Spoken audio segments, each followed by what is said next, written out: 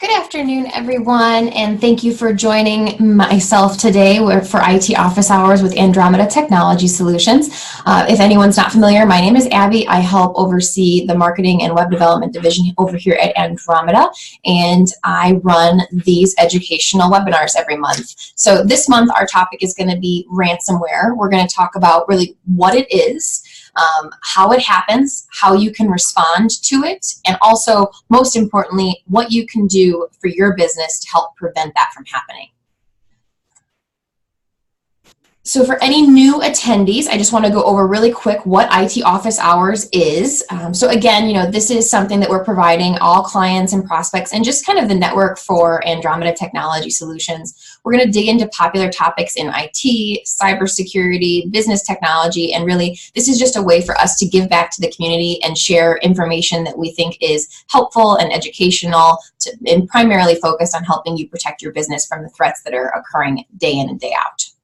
So we talk about things like popular scams and techniques criminals are using, tips and tricks that you can share with your staff, solutions available to help you defend the business a little bit better, and every now and then we'll also touch on compliance topics as new things hit the market and new things become a focus for business owners and managers like yourselves.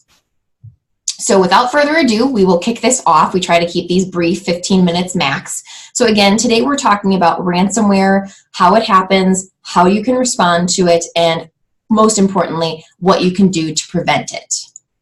So first, just for anybody that isn't familiar with this topic, what is ransomware? It's something that we see a lot in the news. We hear a lot about from business owners to business owners. We get calls with questions about it. So we're going to dig into kind of what it is at the highest level. And really, ransomware is just a type of malicious software designed to take control of a network or data within your network until a ransom is paid.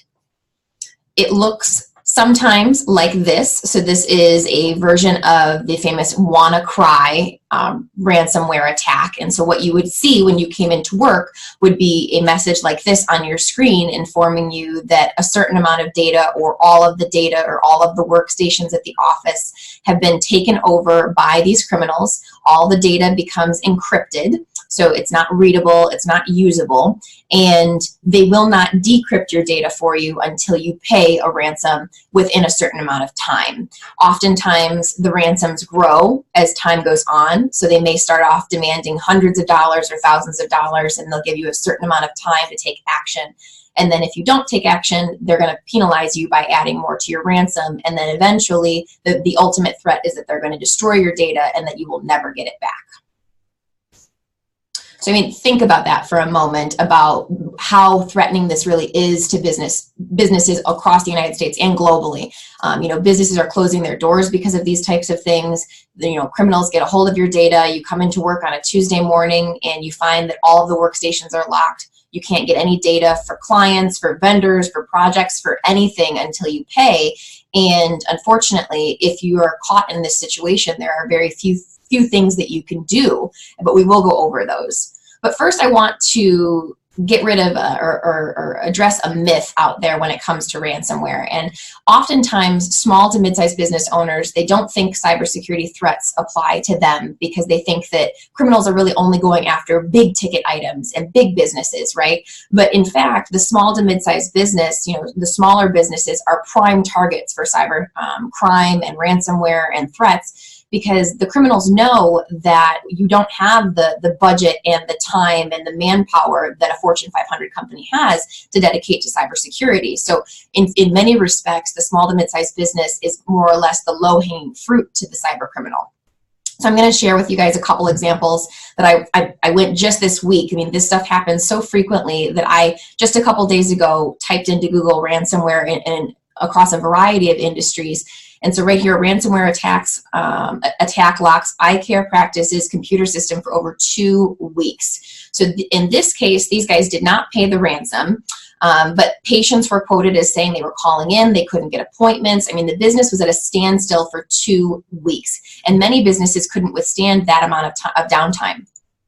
I don't know if you're familiar, but in the news just this week, criminals have been targeting municipalities this year heavily, but criminals got together and formed a group attack against a group of municipalities in Texas, taking down 23 different networks. I just looked up a little bit more information about this one today, and at this time they're saying that the total ransom that was being requested of these municipalities in Texas comes to about $2.5 million, which is insane to think about.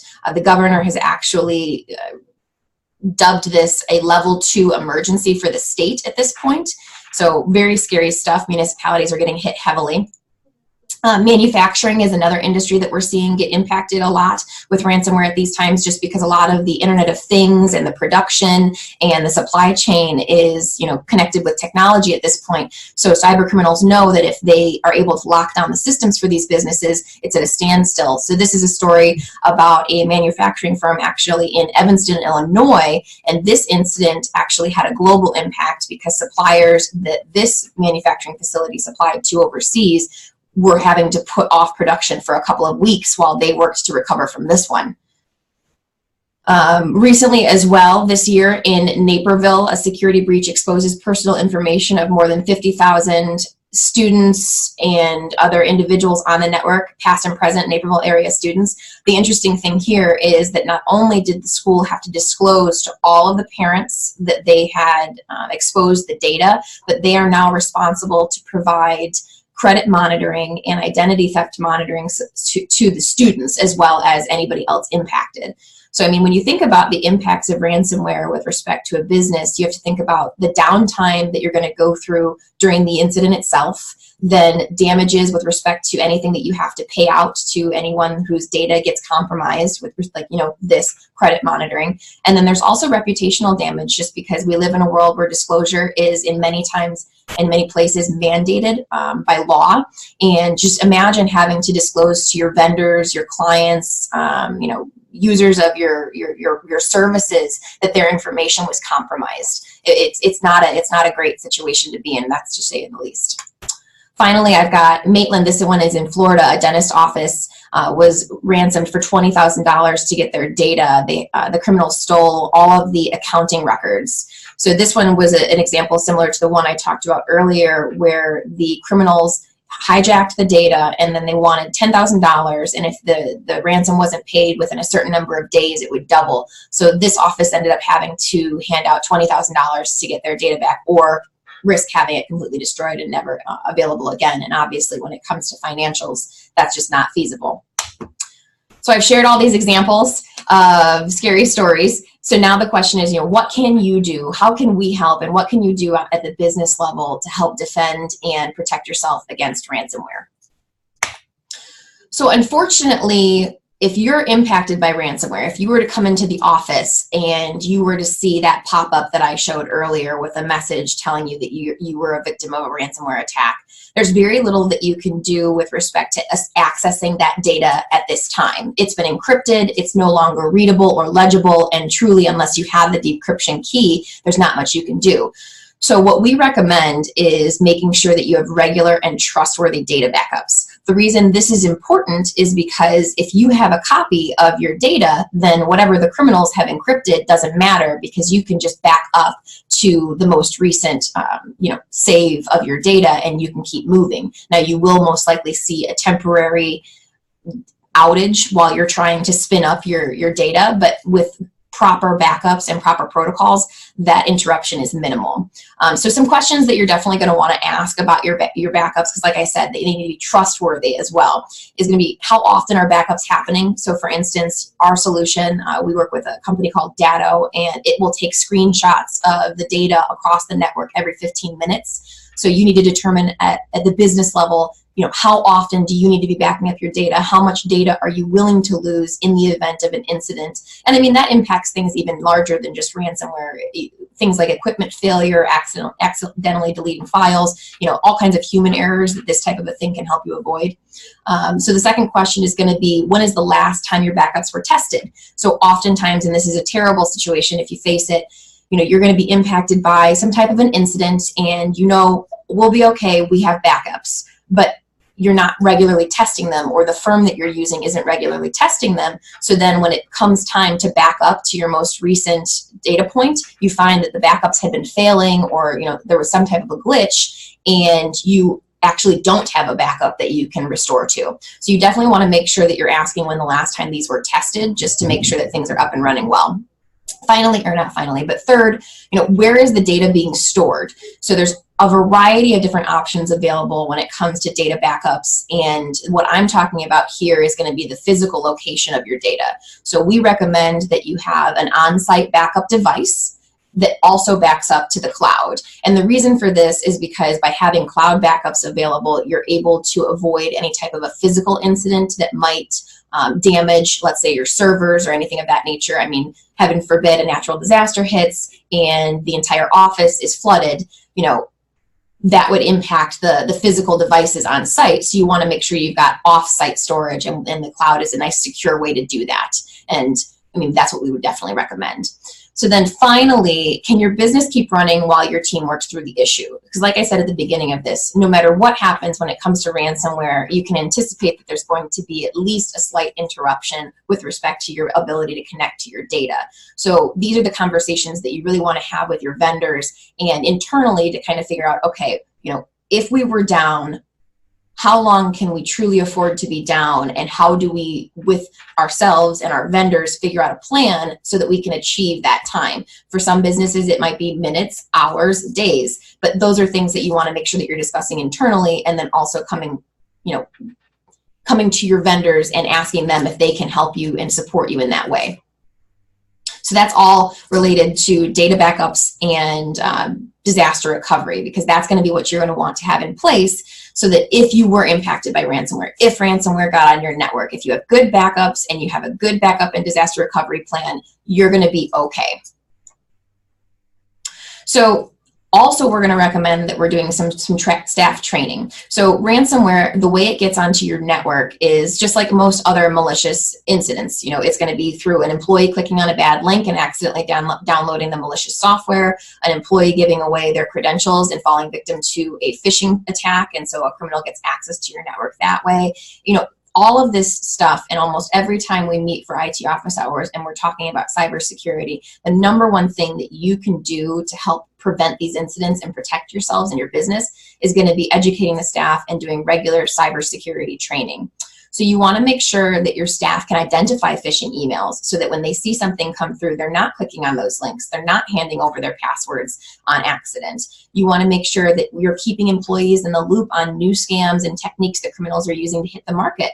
When we see an uptick in ransomware incidents, that's important that our clients know that so that they can be on alert. And that's why it's important that you also pass that down to your staff so that they know to be alert.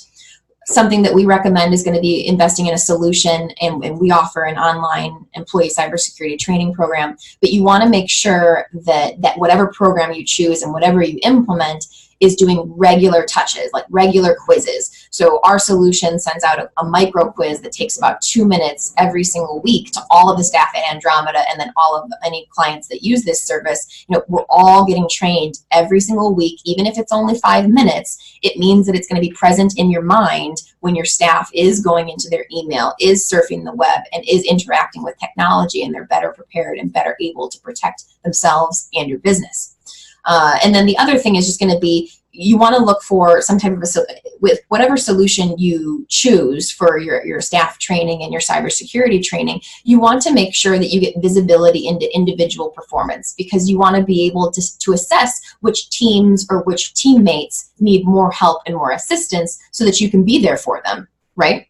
And then finally, you want to make sure that with all of your training and all of these incidents, you never want to create a situation where people fear being punished or people fear retaliation for falling victim to a cybersecurity incident. It can happen to anyone, and the last thing that you want is to have your staff afraid to tell you, and because the most important thing with any of this stuff is going to be the response time. The closer we can get to the incident, the quicker we can get things back up and running.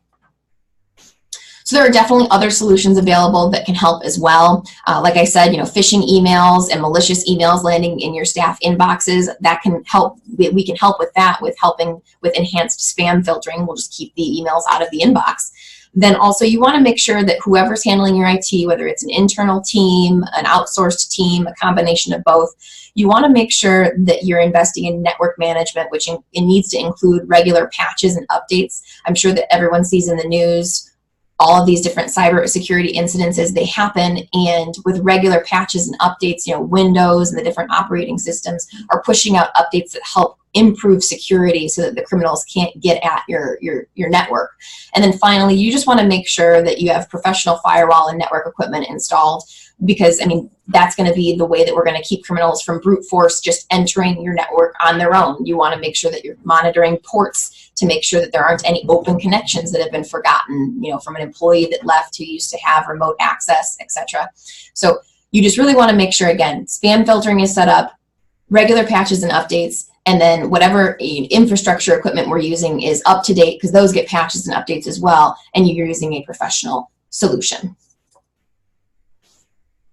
So that was a lot of information, but that kind of wraps up the topic of ransomware at the highest level. So I'd like to open this up for any questions, comments. You know, I'll hang out for a couple minutes just to see if anyone, you know, has anything else they want to chat about.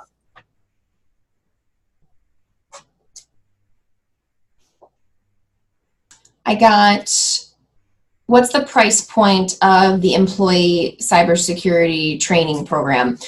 So we actually bundle that with dark web monitoring at this time, and I believe it's, you know, I think it comes under $200 a month for both of those programs. So very affordable, very reasonable, gets all of the staff trained. We use it here. I'd be more than happy to do a demo for anybody that wants it. Just let me know in the chat. What vendor do you work with for firewalls? So we work with a few different vendors for firewalls. We primarily install Sonic walls, but we offer, I mean, I know with respect to hardware, we can work with Meraki equipment, Sonic wall, I believe Ruckus as well. FortiGate is the question. I don't know 100% on that, but what I will do is I will ask internally and I can get back to you, absolutely. Okay, well, it looks like either I just answered all the questions already, or maybe nothing has come to mind just yet. Feel free, if anything comes up after the fact, to reach out to your service coordinator, your account manager, or myself. You've got my email, that's how you got here, but that's Abby, A-B as in boy, I-L, @wenetwork.com. So feel free to throw any questions that you have at me. And then otherwise, we'll be sending out a recording of this webinar after the fact. And if, again, I hope to see you guys next month, and thank you for attending.